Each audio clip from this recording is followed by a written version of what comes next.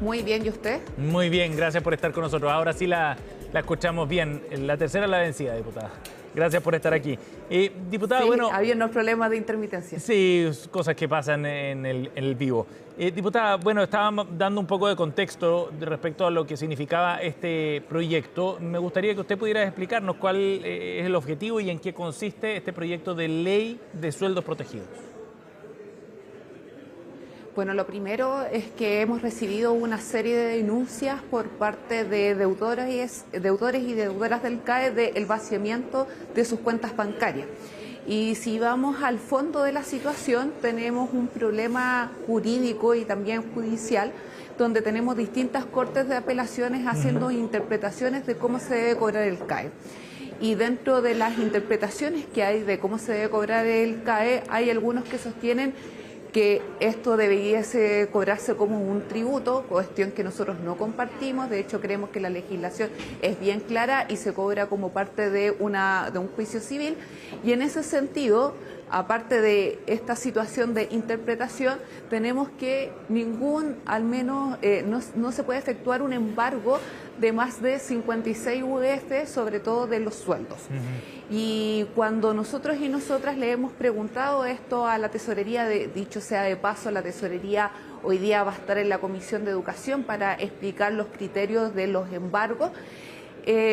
Lo que ha sostenido es que principalmente no se estarían embargando sueldos, sino lo que se estarían embargando son cuentas corrientes y más bien cuentas vistas, cuentas de ahorro, y que por tanto eso no entra en una categoría de remuneraciones.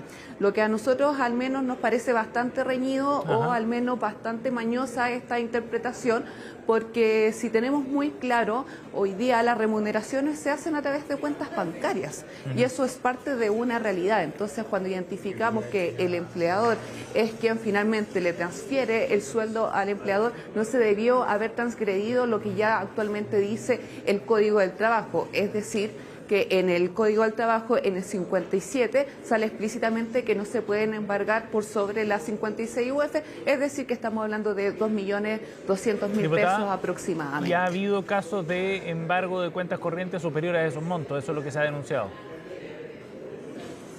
Eso, o sea, por una parte hay una interpretación de que no se han embargado sueldos o no se han embargado, por ejemplo, ahorros a personas que ganen 3.500.000 pesos, pero nosotros hemos ya conocido denuncias de personas que perciben menos de esos ingresos que le embargaron sus cuentas corrientes.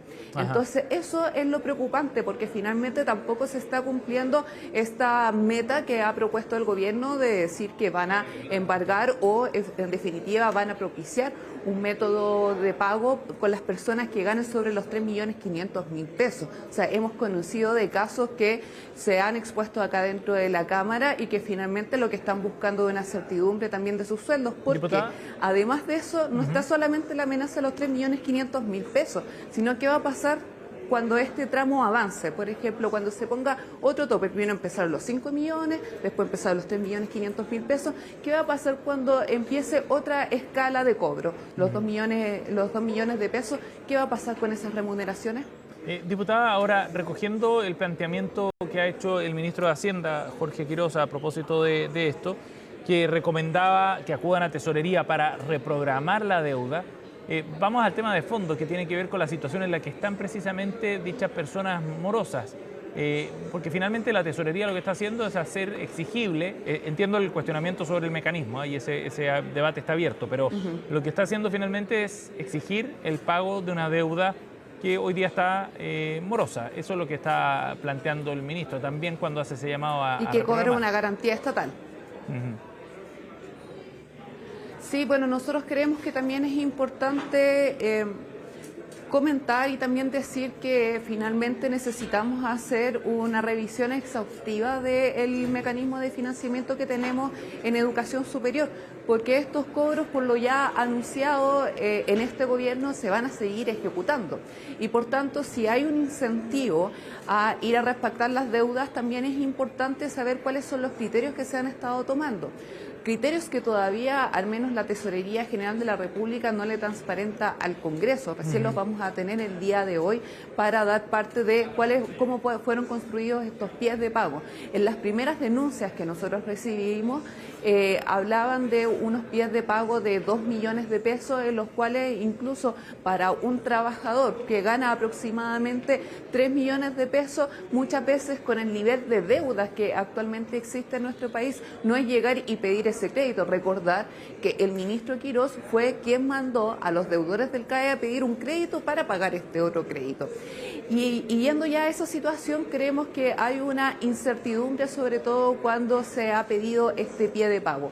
Ahora, a mí lo que me parece también es importante, no solamente hablar de lo que actualmente se adeuda desde aquellos deudores del CAE, también con el Estado de Chile a propósito del concepto de garantía de lo que nosotros pagamos en cada ley de presupuesto, sino que también tiene que ver hoy día con estudiantes que también han dicho, bueno, acá necesitamos también hacer la revisión, o ex estudiantes, necesitamos hacer la revisión completa de los mecanismos de pago, porque estamos terminando pagando 2, 3 veces nuestras carreras. O sea, en eso nosotros hemos también concentrado parte del debate legislativo de los 2 últimos años de la Cámara, y lo que también parece inentendible que finalmente...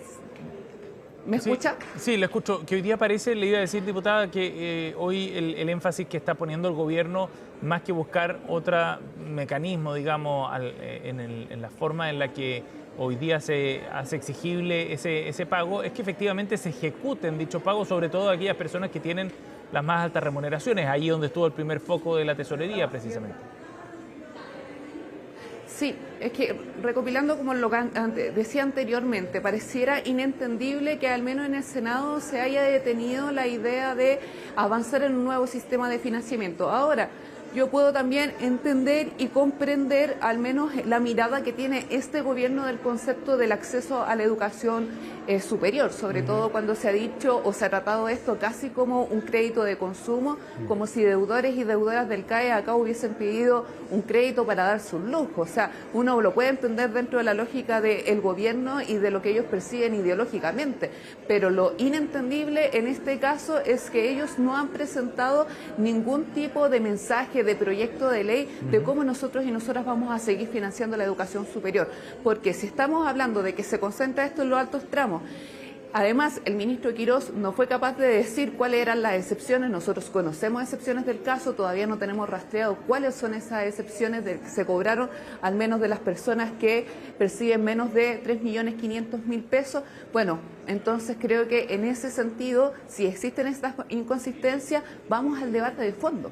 Y en el debate de fondo vamos a darnos cuenta que este tipo de créditos, al menos que tienen endeudada a gran parte también de la población, porque no es una porción pequeña, estamos hablando de parte de la población, de familias, de personas trabajadores, ¿no? Y trabajadoras, que incluso más allá de 500.000 personas, estamos hablando que hay un sondeo de 800.000 familias en estos momentos que estarían afectadas por conceptos de deuda, por crédito con aval del Estado, y muchas de ellas se concentran sobre todo en los sectores de más bajo ingreso.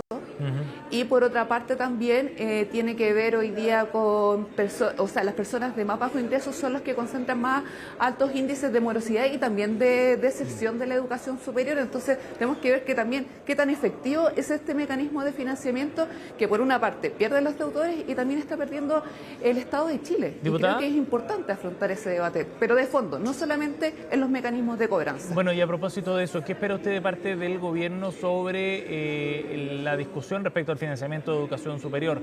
Usted plantea, yo entiendo, cuál es la visión que tiene el gobierno sobre la educación superior. Bueno, ¿en qué se traduce luego en un proyecto de ley para abordar este tema de fondo, precisamente, más allá de los pasos que esté dando la tesorería?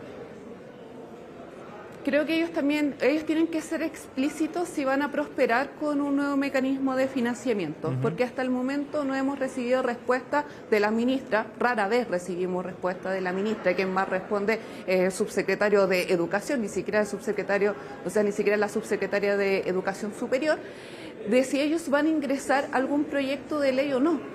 Y que con eso transparentemos también a la ciudadanía si el gobierno va a concentrar sus esfuerzos solamente en cobrar el crédito con aval del Estado o finalmente también va a resolver el problema de miles de familias. Ya hay una propuesta avanzada en la Cámara.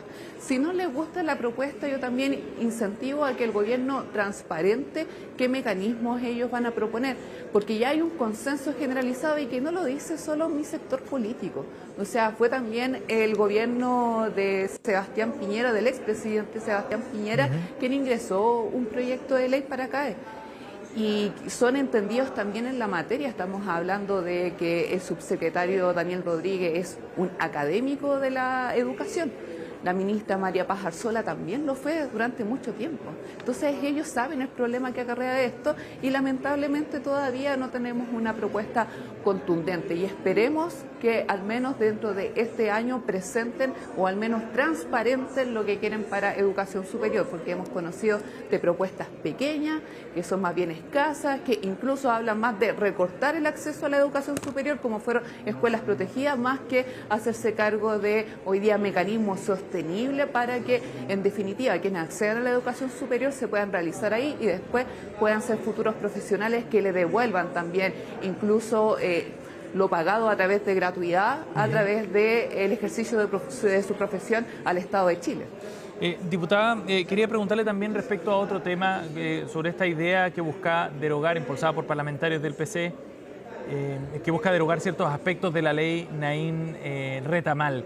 Le quería preguntar en particular respecto a la forma en la que fue trabajado este tema, porque entiendo que ayer se abordó en la reunión de partidos de oposición como un tema que generaba algo de tensión porque no era del conocimiento, digamos, de todos los partidos opositores. ¿Cómo surge esta idea y finalmente cómo fue coordinada políticamente también con otras tiendas aliadas?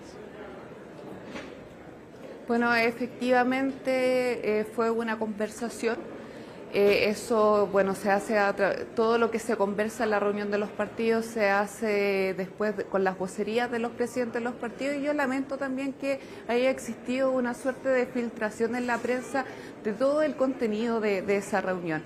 Ahora bien, creo que es importante y tal como lo dije ayer en un punto de prensa con la oposición en su conjunto y con las distintas sensibilidades que tiene la oposición, que van a haber algunos temas donde nosotros vamos a tener matices y creo que en eso también es importante naturalizar que demos un debate dentro del Congreso Nacional.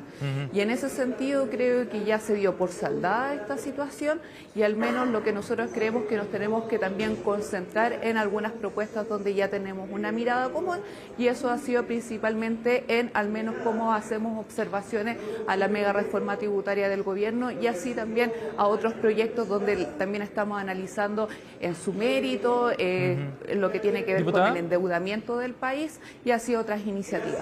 Diputada, en ese sentido, ¿no requería esto más coordinación con otros partidos? Y se lo pregunto en particular por lo que dijo hoy día, por ejemplo, la presidenta del Frente Amplio, Constanza Martínez, que de alguna manera se desmarcaba del momento, sobre todo, de la oportunidad en que se presentaba esta propuesta. Yo creo que los tiempos en política nunca terminan siendo perfectos y uno siempre puede asumir una mayor coordinación o no. Lo importante es que podamos procesar estas diferencias y no hacer de estas un abismo. Y creo que lo que ya conversamos el día de ayer, incluso los gestos unitarios a propósito de solicitarle al presidente de la República que detuvieran los cobros del crédito con aval del Estado mientras no llegáramos a una solución definitiva, es parte de la agenda que en estos momentos nos preocupa y nos ocupa. Bien, diputada Serrano, muchas gracias por conversar con nosotros esta mañana, muy amable. Muchas gracias a usted.